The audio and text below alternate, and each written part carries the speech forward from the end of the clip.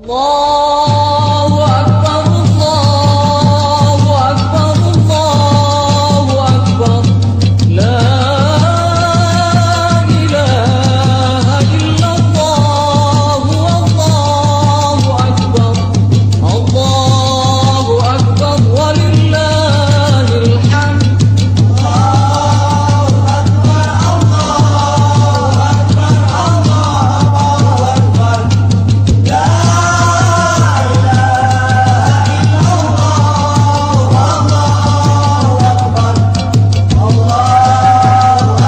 يا معاشر المسلمين وزمرة المؤمنين رحمكم الله. روي عن أبي هريرة رضي الله عنه: أنصتوا ولا تتكلموا عند الخطبة. Assalamualaikum warahmatullahi wabarakatuh. Allahu Akbar, Allahu Akbar, Allahu Akbar, Allahu Akbar, Allahu Akbar, Allahu Akbar, Allahu Akbar, Allahu Akbar, Allahu Akbar, Allahu Akbar, walillahil hamd. Alhamdulillah, alhamdulillah la yazidu fi mulkihi hamdul hamidin wa la yunqisuhu juhudul jahidin.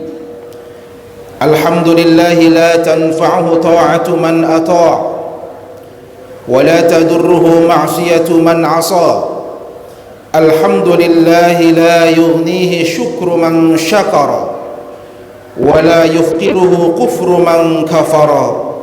فمن شكر فإنما يشكر لنفسه ومن كفر فإن الله هو الغني الحميد.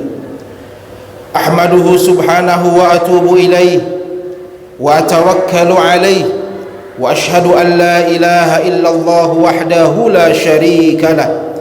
خصنا بخير كتاب أنزل وأكرمنا بخير نبي أرسل. وأشهد أن محمدا عبد الله ورسوله أدى الأمانة وبلغ الرسالة ونصح للأمة وجاهد في الله حق جهاده. تركنا على المحبة البيضاء ليالها كنهارها لا يزيغ عنها إلا هالك. اللهم صل وسلم وبارك على هذا النبي الكريم، وارض اللهم عن آله وصحابته، وأحينا الله على سنته، وأمتنا على ملته، واحشرنا في زمرته مع الذين أنعمت عليهم من النبيين والصديقين والشهداء والصالحين. أما بعد، فيا عباد الله، أوصيكم ونفسي بتقوى الله. قال الله تعالى في محكم تنزيل: أعوذ بالله من الشيطان الرجيم. يا أيها الذين آمنوا اتقوا الله حق تقاته ولا تموتن إلا وأنتم مسلمون. الله أكبر، الله أكبر، الله أكبر، ولله الحمد. Hadirin jamaah salat Idul Adha yang dimuliakan oleh Allah Subhanahu wa taala. Pada hari yang berbahagia ini, kembali umat Islam di seluruh dunia merayakan yang namanya hari raya yang kedua, yaitu hari raya Idul Adha. Setelah kita melaksanakan berbagai macam rutinitas di dalam bulan Dzulhijjah, yaitu salah satunya dengan menunaikan ibadah puasa pada hari Arafah tepat pada tanggal 9 Dzulhijjah, maka pada hari ini dikenal sebagai hari nahar 10 Dzulhijjah atau hari penyembelihan daripada hewan kurban, sebagai media pendekatan diri kita kepada Allah Subhanahu wa ta'ala. Maka dengan mengucapkan rasa syukur, alhamdulillah, Allahu Akbar, Allahu Akbar, Allahu Akbar, dengan anugerah dan kenikmatan yang diberikan oleh Allah Subhanahu wa taala kepada kita semua untuk bisa berbagi dengan sesama dalam rangka memberikan kebahagiaan melalui pendistribusian daripada daging hewan kurban sebagai bentuk rasa syukur atas karunia dan nikmat Allah Subhanahu wa taala yang maha besar. Salawat dan salam kita sanjungkan kepada baginda junjungan Nabi besar kita Muhammad sallallahu alaihi wasallam, Nabi akhir zaman yang selalu kita cintai, yang selalu kita hidupkan sunnah-sunnahnya, dan juga selalu kita ikuti ajaran-ajarannya, terutama dalam memberikan bimbingan kepada kita tentang pendekatan diri kepada Allah Subhanahu wa taala melalui ibadah kurban pada momen Idul Adha tahun ini. Hari ini seluruh para tamu Allah Subhanahu wa taala jamaah haji dari seluruh penjuru bumi tentunya sedang melaksanakan rutinitas daripada ibadah haji, baik wukuf di Arafah sampai dengan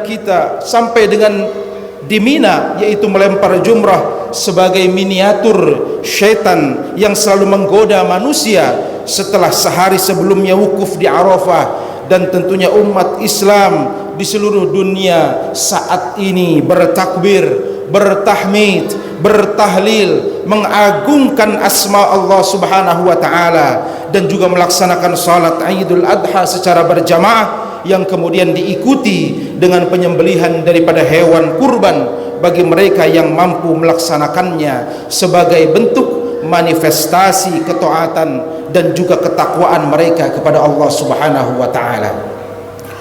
Hari ini juga para hujjaj itu sedang menyambut panggilan Allah yang diperintahkannya lewat bapa para nabi dan pejuang tauhid sepanjang masa, yaitu Nabi Ibrahim alaihi salam, untuk melaksanakan haji sebagaimana firman Allah Subhanahu wa taala dalam Al-Qur'an surah Al-Hajj ayat 27 sampai dengan 29. A'udzubillahi minasyaitonir rajim. Wa adzim fin nasi bil hajji ya'tuka rijala wa ala kulli dhamiri ya'tina min kulli fajjin 'amiq liyashhadu manafi'a lahum wa yadhkuru ismallahi fi ayyamin ma'lumat ala ma razaqahum min bahimatil an'am faqulu minha wa at'imul ba'isal faqir thumma liyaqdu tafathuhum wal yufu nudhurahum wal yatawafu bil baitil atiq.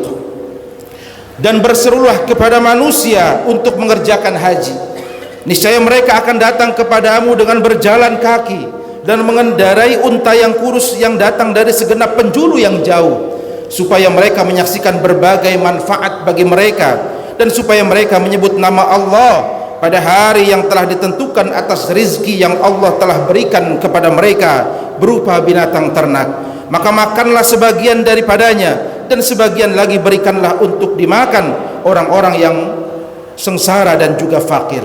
Kemudian hendaklah mereka menghilangkan kotoran yang ada pada badan mereka, dan hendaklah mereka menyempurnakan nazar-nazar mereka, dan hendaklah mereka melakukan tawaf sekeliling rumah yang tua itu, yaitu Baitullah.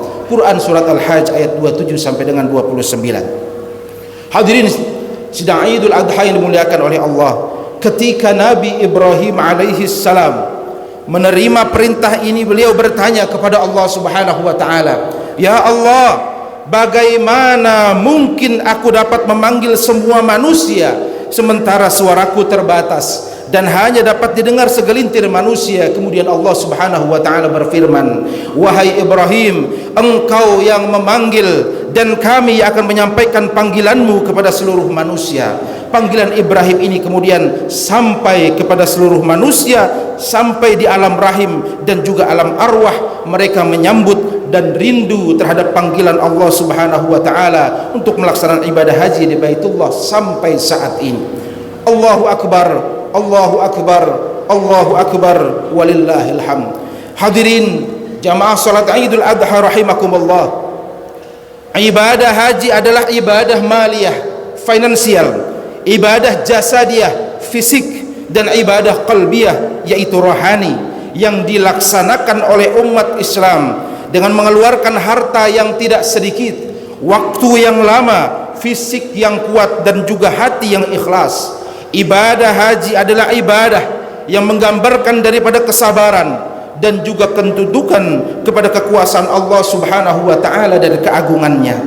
Oleh karena itu, ibadah haji memberikan banyak hikmah dan pelajaran bagi umat Islam dalam mengarungi daripada bahtera kehidupan dunia yang fana ini.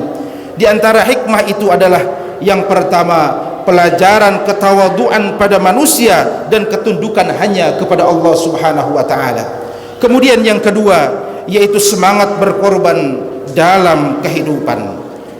Hadirin sidang Idul Adha yang dirahmati oleh Allah Subhanahu wa taala. Tawadhu' atau rendah hati terhadap orang lain adalah ajaran Islam yang sangat penting dalam kehidupan manusia. Sementara sombong dan angkuh adalah perilaku yang sangat dibenci oleh Allah Subhanahu wa taala. Karena sombong sebagaimana yang didefinisikan oleh Rasulullah sallallahu alaihi wasallam yang diriwayatkan oleh Imam Muslim an Abdullah bin Mas'ud an Nabi sallallahu alaihi wasallam qala al-kibru batarul haqq wa ghamtun nas. Sombong adalah menolak kebenaran dan melecehkan manusia. Sombong adalah perilaku yang pertama kali yang mengeluarkan iblis dari surga. Karenanya karakter sombong adalah penghalang manusia untuk masuk ke dalam surganya Allah Subhanahu wa taala. Walaupun hanya sebiji atom besarnya dalam diri manusia, orang yang mengidap daripada penyakit sombong akan dijauhkan, terkucilkan dari masyarakat bagaikan orang yang terjangkit daripada virus-virus apapun namanya, yang tentunya sangat dihindari oleh masyarakat manapun di dunia ini. Oleh karenanya, ibadah haji yang dilakukan oleh mereka yang mampu secara finansial ini mengajarkan umat Islam, baik yang sedang melaksanakan ibadah haji maupun yang berada di tanah air, agar rendah hati dan tunduk tentunya hanya kepada Allah Subhanahu wa taala. Pakaian putih ihram 2 lembar yang tidak berjahit dan tidak membedakan suku, ras, status sosial dan jabatan adalah contoh konkret pelajaran ketawaduan yang tidak membedakan antara si kaya dan si miskin, antara pejabat dan rakyat. Semuanya sama di mata Allah. Yang membedakan hanyalah ketakwaan kepada Allah Subhanahu wa taala. Kesombongan dan keangkuhan adalah penghalang manusia menerima hidayah dan petunjuk Allah Subhanahu wa taala, karena ia akan menganggap dirinya jauh lebih baik dari orang lain. Bahkan Allah Subhanahu wa taala di dalam firman-Nya dalam surah Al-A'raf ayat 146, Allah Subhanahu wa taala berfirman, a'udzubillahi minasyaitonir rajim, sa'asrifu an ayati alladhina yatakabbaruna fil ardi bighairi haqq wa iyaraw kulla ayatin la yu'minu biha wa iyaraw sabilal rusydi la yattakhiduhu sabila wa iyaraw sabilal ghayyi yattakhiduhu sabila dzalika bi annahum kadzdzabu bi ayatina wa kanu anha ghafilin. Aku akan memalingkan orang-orang yang menyombongkan dirinya di muka bumi tanpa alasan yang benar dan tanda-tanda kekuasaanku. Mereka jika melihat tiap-tiap ayatku, mereka tidak beriman kepadanya, dan jika mereka melihat jalan yang membawa kepada petunjuk, mereka tidak mau menempuhnya. Tetapi jika mereka melihat jalan kesesatan, mereka terus menempuhnya. Yang demikian itu adalah karena mereka mendustakan ayat-ayat kami dan mereka selalu lalai daripadanya. Kesombongan dan juga keangkuhan dalam ayat ini dapat memutarbalikan kesadaran seseorang melihat kebenaran dan petunjuk Allah Subhanahu wa taala. Kebenaran dianggap kebatilan dan kebatilan dianggap kebenaran, begitu seterusnya. Oleh karenanya, ibadah haji menghancur leburkan semua kesombongan, semua keangkuhan dan semua kecongkakan dalam diri manusia, karena semua perhatian hanya tertuju dan mengarah kepada kekuasaan dan kebesaran Allah Subhanahu wa taala. Menyambut panggilan yang maha kuasa, semuanya tunduk dan khusyuk menghadap Allah Subhanahu wa taala. Menyambut panggilannya, tidak ada hal lain yang menjadi perhatian manusia saat itu kecuali kebesaran dan keagungannya. Seakan manusia pada saat itu dibangkitkan di hari kiamat di padang mahsyar, seraya mereka berseru, labbaik Allahumma labbaik, labbaik la syarika lak labbaik, innal hamda wan ni'mata laka wal mulk la syarika lak. Allahu akbar, Allahu akbar, Allahu akbar, Allahu akbar walillahil hamd. Hadirin jamaah salat Idul Adha rahimakumullah. Kemudian hikmah yang kedua, ibadah haji adalah pelajaran daripada rela berkorban kepada Allah Subhanahu wa taala. Ibadah haji adalah yang hanya diwajibkan bagi mereka yang mampu melaksanakannya, mampu secara keuangan dan keamanan perjalanan. Selain itu, ibadah haji adalah ibadah yang paling banyak mengeluarkan waktu dan energi. Hal ini menunjukkan bahwa haji adalah ibadah yang sangat menekankan pengorbanan terhadap semua aspek kehidupan. Menyambut panggilan Allah, baik materi maupun non materi. Bahkan umat Islam yang berada di tanah air disunnahkan pula melakukan pengorbanan di jalan Allah dengan menyembelih hewan kurban sebagai manifestasi keimanan dan ketakwaan kepada Allah Subhanahu wa taala. Sebagaimana firman Allah, a'udzubillahi minasyaitonir rajim, la yanalallaha luhumuha wala dima'uha walakin yanaluhu at-taqwa minkum kadzalika sakhkharaha lakum litukabbirullaha ala ma hadakum wa basyiril muhsinin. Daging-daging unta dan darahnya itu sekali-kali dapat mencapai keridhaan Allah, tetapi ketakwaan dari kamulah yang dapat mencapainya. Demikianlah Allah telah menundukkannya untuk kamu supaya kamu mengagungkan Allah terhadap hidayahnya kepada kamu, dan berilah kabar gembira kepada orang-orang yang berbuat baik. Perintah menyembelih kurban adalah perintah Allah Subhanahu wa taala yang mengabadikan pengorbanan terbesar Nabi Ibrahim alaihi salam yang rela menyembelih anak kandung kesayangannya Ismail alaihi salam, yang sejak laba berpisah dengan anak dan istrinya dalam rangka menunaikan perintah Allah Subhanahu wa taala. Namun setelah bertemu anak dan istrinya dengan penuh kerinduan setelah beberapa tahun berpisah, tiba-tiba Allah Subhanahu wa taala memerintahkan kepada Nabi Ibrahim alaihi salam untuk menyembelih anak kesayangannya yang hanya satu-satunya itu. Lewat sebuah mimpi kenabian, beliau kemudian menyampaikan mimpinya itu kepada Ismail alaihi salam yang baru berusia 7 tahun untuk menerima perintah Allah yang maha berat itu. Perintah Allah Subhanahu wa taala yang berat itu kemudian diabadikan oleh Allah Subhanahu wa taala dalam Al-Qur'an surah As-Saffat ayat 102 yang berbunyi, a'udzubillahi minasyaitonir rajim, falamma balagha ma'ahu as-sa'ya qala ya bunayya inni ara fil manam anni adhbahuka fanzur madza tara qala ya abati if'al ma tu'mar satajiduni insyaallah minas sabirin. Maka tatkala anak itu sampai pada umur sanggup berusaha bersama-sama Ibrahim, kemudian Ibrahim berkata, hai anakku, sesungguhnya aku melihat mimpi bahwa aku menyembelihmu, maka fikirkanlah apa pendapatmu. Kemudian ia menjawab, hai bapakku, kerjakanlah apa yang diperintahkan kepadamu, insyaallah kamu akan mendapatiku termasuk orang-orang yang sabar. Pengorbanan yang dilakukan oleh seorang bapa dan seorang anak dalam ayat ini tentunya adalah pengorbanan yang sangat besar dalam sejarah manusia. Walaupun akhirnya Allah Subhanahu wa taala mengganti penyembelihan daripada Ismail alaihi salam dengan seekor kibas atau domba, sehingga pengorbanan Nabi Ibrahim dan Nabi Ismail alaihi salam menjadi pelajaran bagi manusia sesudah mereka dengan memotong hewan kurban setiap tahun. Apakah ada yang lebih besar dibanding perintah menyembelih anak yang paling kita sayangi? Apakah ada pengorbanan yang lebih tinggi dilakukan Nabi Ibrahim dan juga Ismail alaihissalam? Sungguh pengorbanan kita dengan menyembelih seekor kambing yang mampu kita membelinya saat ini adalah pengorbanan yang sangat ringan dibanding yang dilakukan oleh Nabi Ibrahim alaihissalam.